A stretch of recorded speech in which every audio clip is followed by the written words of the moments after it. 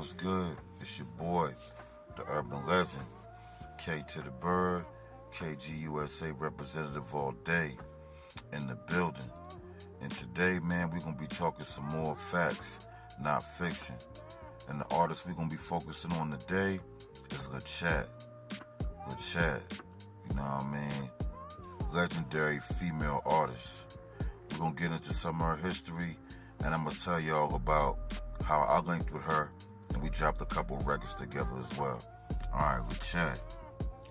LaChat, aka Chastity Daniels, grew up in Memphis, you know what I mean? Memphis, Tennessee. Born and raised Tennessee girl, real country, real southern, but real thuggish with it as well. But that thug girl that got good manners and good qualities, you know, good black woman qualities, you feel me? So, she started off doing her music shit in high school, you know what I mean? She used to be out there in her high school out there in Memphis, Tennessee, freestyling, battling people, you know what I mean? Just rapping around the hood in her school.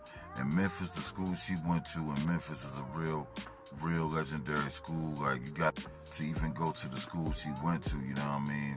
But, you know, LaChat ain't never had no problems because she always been a street girl, always an extra street girl. Always been an extra hood chick for no bullshit. But I know she told a story that been on a lot of platforms before about back in the day somebody taking her money when she was a little girl just walking to school. Because like I said, this was a real rough school that she went to, man. A real rough school. Just picture like fucking Joe Clark on Lean On Me type shit. So somebody took her money and shit, but she went back and told her older brother. Yeah, she told her brother, and her brother ran down on dude, man. Ran down on him and fucked him up. And she said when she was there, she saw her brother tearing his ass off. She was so scared for the other dude because she was like, her brother about to kill him, you know what I mean? Her brother came up the hallway, that's why. So she was already born and bred into that. So she been in high school doing her thing, freestyling, and she was starting to make a name for everybody but saying, yo, that girl be going hard at school, man. That girl Chastity. That little girl Chastity, you know what I mean? That's where they get the little chat from. It's a little chat, really. But you know how they put the Memphis to a good chat. But yeah, Chastity been out there doing her thing, smashing everybody in the high school. So Juicy J reached out to her. At this time, Juicy J was a DJ, a club promoter, and you know what I mean? He was doing his independent shit already, but not as a collective as 3-6 Mafia. He been Juicy J, the DJ, the hustler, you know, the party promoter, and he made some real records. So he reached out to her, called her on the crib at the house, on the house phone. She answered the phone, and he was like, yo, this is LaChat. And then they got back and forth, and he was like, let me hear something over the phone, let me spit something. But LaChat, like, she like 15, 16 at the time, man. She's sitting in the house in front of her mom's, like, eating dinner. And when she get on the phone and he like, let me spit something, she like, I can't do that right now. And she hang up on him. And Juicy J, most people would be like, you hung up on that kind of opportunity to work with Juicy J at that time? But she was like, yo, man, my mom was right there, man. I couldn't go hard how I need to. So after she hung up on him, Juicy J called back late on that night and be like, yo, LaChat, you know, I heard you really can rap. You know, everybody telling me around the town that you really spit good. You know what I mean? Let me hear something. I just want to see how your talent is, see how you sound. I might want to work with you. So then she went outside, you know. Her mom's been already sleeping and shit, so she gave him them bars, and he was like, yo, come out to the studio tomorrow. We gonna work. And ever since that day, man, she working with Juicy J since that moment.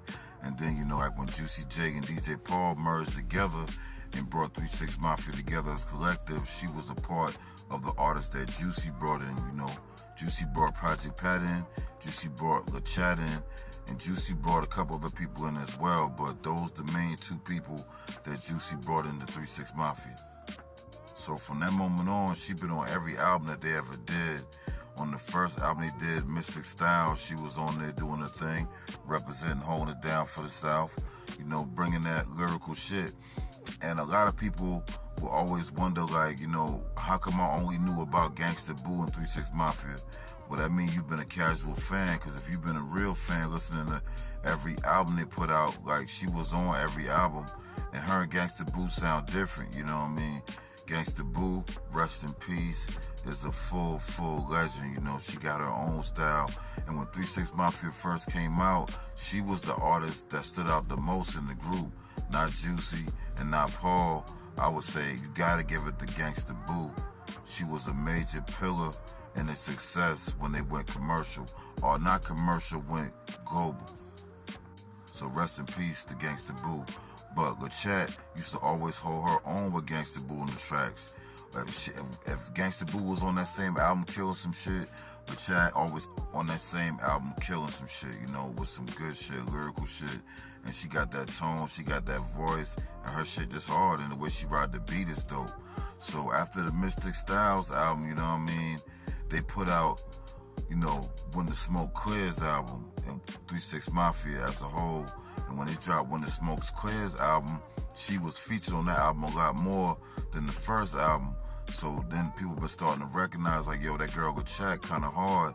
So then they did that movie Choices. And when they did the Choices movie, she was in there, you know, giving her face to who she is as the artist as well. She was in that movie, and they did a soundtrack, and she was all over that soundtrack. The best part of that soundtrack, in my personal opinion, is like her Project Pat songs, you know. They kind of shined on that Choices album, you know what I mean? And after that, they said, man, we got to get LaChat her own solo album. So they dropped LaChat's first solo album, which was called Murder She Spoke. Yeah, Murder She Spoke. For the real supporters and the real fans out there that know about LaChat, this shit was a real solid album, you know, it was real good. A lot of production by Paul, you know, a lot of production by Juicy, couple other different people from Memphis, home base, and it just was a solid project, you know what I mean? I think it was real solid, you know, but it didn't do what it needed to do commercially, you know, or to the world, you know, mainstream-wise.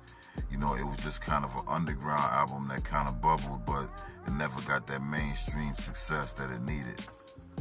So she kept on doing her thing, man. After that, LaChat just kept on being focused, working with DJ Paul and Juicy.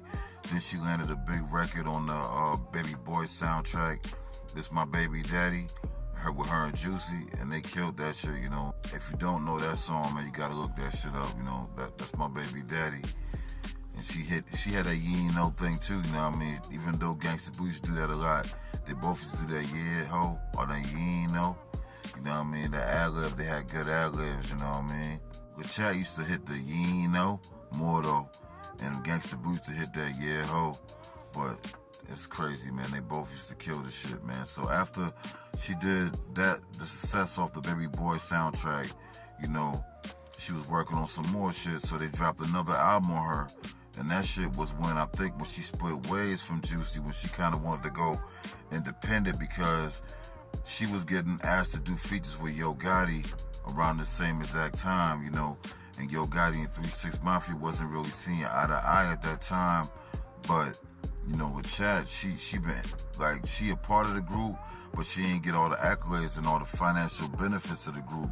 So she had to do what she had to do to keep her career going and make money. So on Yo Gotti's first mainstream album, Back to the Basics, she featured on there like 3 songs, I believe. 3 songs, and she wanted to go independent, so she had to go independent by herself to do the shit with Yo Gotti, because Juicy J and Paul wasn't having that shit at the time, you know, when they had a disagreement with Yo Gotti. But anyway, after she did a couple songs with Yo Gotti, she had a buzz on the mixtape circuit, you know what I mean? She did a lot of songs with Gotti, she did a lot of songs with Gucci Mane. She did like a whole damn near project with Gucci Mane. There's so many songs she did with Gucci Mane around this time. But after all of that success, she dropped an independent album called The Hood Homegirl. Yeah, The Hood Homegirl. If you never heard The Hood Homegirl, you should look that up, man. It's a real solid project, you know what I mean? It didn't do what it was supposed to do commercially, you know what I mean? But it was still a solid project, man. It got a lot of love, a lot of support, you know. I was one of the people that supported it. I was one of the people that bought that shit. So, You know, to me, it was a real solid album, and the shit went hard, and she still wasn't slacking not one bit. She was still consistently pushing her brand, and that shit was fire. Yeah, so after the Hood Homegirl, man, she just kept on pushing her line, doing independent releases. Well, at that time, she did a lot of independent mixtapes, you know, featured on a lot of artist shit like Young Jock, Gucci Man, a lot of people, man. She just been grinding out there doing her thing. I even think she got a couple records with Young Dolph. Rest in peace, Young Dolph. She got a couple records with Young Dolph when he was coming up in his grind around that same time. So anyway, after all of that, around that same time, that was like 2K15, 2K16, she dropped another album, independent, called Murder She Spoke, Volume 2. Now, this album right here, Murder She Spoke, Volume 2, this shit was pretty solid, you know what I mean? Had a lot of features with her and Gangsta Boo, had a lot of features where Crunchy was on there, had a couple features where Paul was on there, and Pat was on there as well. You know, it was a pretty good album, you know what I mean? But she shined in that album, you know what I mean? It just had little choruses and features here and there, but mostly the album is her, and it was hard. And I like the records that she did with Gangsta Boo around that time, because right after that, her and Gangsta Boo did an album together, a collaboration album together. It was a mixtape originally, but it's like an album because it had all original beats, all original music, and all original lyrics. But back then, niggas used to give that shit out for free if they've been really just wanting that project to be pushed. But this was like a real album, and that shit was, you know, with her and Gangsta Boo. Classic album, it was the Witch Project. You should look that up too, you know, it was hard. But anyway, after that, man, she just been doing her thing, independent, grinding, you know, still living in Memphis, still living in Tennessee. She worked with a lot of independent artists that I've known personally, a lot of independent artists that I've worked with. She worked with a lot of people, you know what I mean? She very humble, like to show love to people that she like their creativity. You know, she one of them people that I say, she put the music first over the fame and popularity and shit like that. So at the time in 2016, 17, that's when I first, you know, linked with Pat. Matter of fact, me and Pat met in 2015, and we was there doing our shit, doing our music, me and Project Pat. And, you know, one time I reached out to her and I was like, you know, I was doing something with Pat at the time. We was in Atlanta doing a video. So I reached out to her and I was like, yo, you know, I want to do something with you. And then she'd be like, I'm going to hit up Pat and see if everything cool and see if you really who you saying you is and you and Pat really cool like that and you rocking. And I, you know, maybe I'll be interested in doing it with you. That's what she hit me up with at first. Then she said she talked to Pat and she said, Pat said you was a good dude. You know what I mean? Y'all did a lot of good business. And you know what I mean? He said you like fam. So she treated me like fam as well. You know what I mean? We chopped it up on the phone, you know, exchanged information, you know, just kept a good rapport at that time. And then about a year or two later, maybe 2 years later, I was working on a certain project at the time, and I was working with this artist, new artist I was trying to bring into my team that I was working with named The Hustler's Wife. And she a female artist, but she sing that hard shit. Kind of reminds me of the way LaChat raps. So I was like, yo, it'd be good to have LaChat on this record, because my homegirl, The Hustler's Wife, she never really put nothing out there majorly, so nobody really had heard of her at the time, besides in my area independently, because, you know, she been doing her independent thing, performing at shows and shit like that, and performing at bars and clubs. That's how I met her. And, you know, I was just like, yo, I want to get her in the studio and try to put something out, really, like some real shit with her, like some real professional shit. So I said, what other artist would go good with this hard-ass female singer that I got? And I said, it gotta be LaChat. So I reached out to LaChat and I was like, you know, there's somebody I'm working with. And I said, I'm gonna sing you the chorus. Let me know how you think she sound. And LaChat loved it. And she was like, man, I'm jumping on this immediately. Let's do the record for it. You know, we were supposed to do a video for it and everything, but somehow, you know, it was around that COVID time shit. We couldn't really travel out there and make the video happen with The Hustler's Wife. But we got the record done, man, you know, and that record was called Alpha Boss. Alpha Boss. You know, that was a real hard record that we did. Me, LaChat, and The Hustler's Wife. LaChat came through, murdered the verse, You know what I mean? The beat was produced by King Kevin in Atlanta. Shit was a banger, man. Shit was some fire. And after that moment, man, we had a good relationship. So, like, we worked on other records together as well. Like, she appeared on my Bird Print album, like, twice.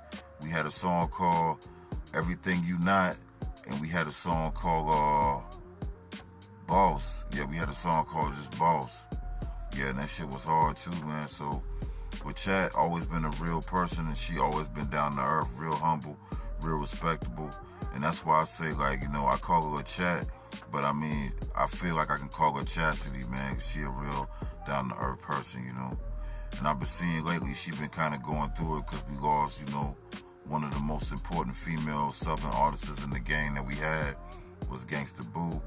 And we lost her, and I know they were really friends and family, so sending prayers out to the Chat, man, sending her healing energy, the best healing energy in the world, and hoping she get comfort. You know what I mean? All my condolences go to Gangsta Boo family and everybody on the team. And I just wanted to give y'all a little bit of information about the Chat, you know. She a legend in her own right as well, too. And I'm honored to have multiple records with her that you all should go motherfucking stream right now and stop playing. You know what I'm saying? And that's all we doing for the day, man. Facts, not fiction. It's your boy, K to the Bird, signing out.